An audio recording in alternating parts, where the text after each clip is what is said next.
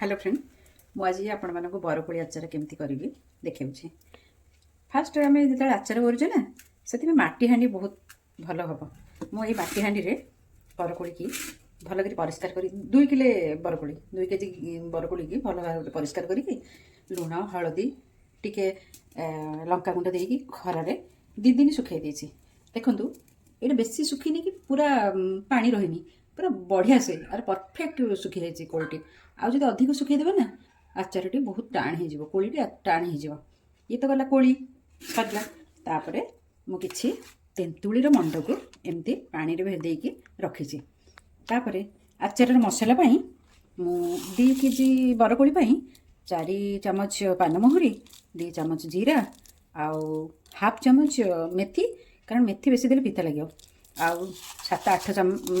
10टा खंडे सुखिला लंका आ सोरिष हाफ चामच सब भाजी देला परे लास्ट को सोरिष टिके पकईकी भाजीदेवे। बर्तमान मो मसला ये सब जिनस प्रिपेयर करछि तापर बर्तमान हम केमती आचार पाग करवा सेटा देखंतु।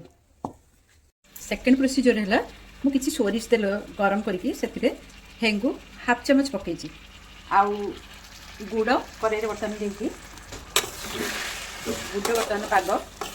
हवा जाऊँगी देखो तापर कौन हो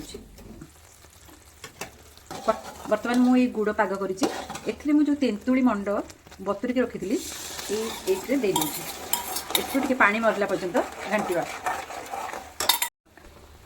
एक्चुअली फ्रेंड्स मु भूली जाइए जुआणी टिके भाजिकी पकई था किंतु ये पकई दूसरी जुआणी देखा फ्रेंड मैंने बर्तमान गुड़र पाग अलमोस्ट हो गला।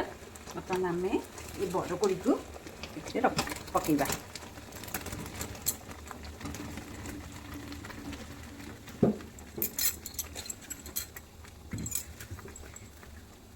टिके फ्लेम टिके कमे देवे बेसी फ्लेम रखबेनी मीडियम स्लो टू मीडियम रखिए तो बरकोली को टिके एमती गुड़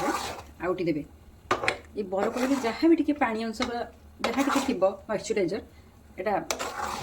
कमिज फल बरकोली बहुत दिन रहिबो तेणु बरकोली को भल भाव में गुड़ पाग सहित मिक्स करुच्ची देखो केते सुंदर कलर आसी जाइए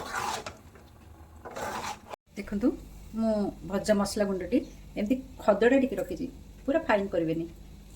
तो बर्तमान देखो कोली केते सुंदर देखा कि सुंदर देखा कलर केते सुंदर आसी बर्तमान आ उपरे मु भजा मसला गुंडटी पकईदेली घाटी देवी एते सुंदर बास्ना आसूची कलर ही जानीपर तापर मु जो सोरिष तेल आउ हेंगु गरम करके रखी ता उपरे आकु टिके ढाड़ीदेली यहाँ कर कारण है आचार बहुत दिन पर्यंत नष्ट हेनी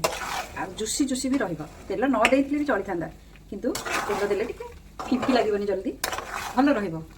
तेणु मुझे सोरिष तेल गरम करके हेंगु टिके पकईकी रखी ठंडा है आचार मिक्स करदेली। फ्रेंड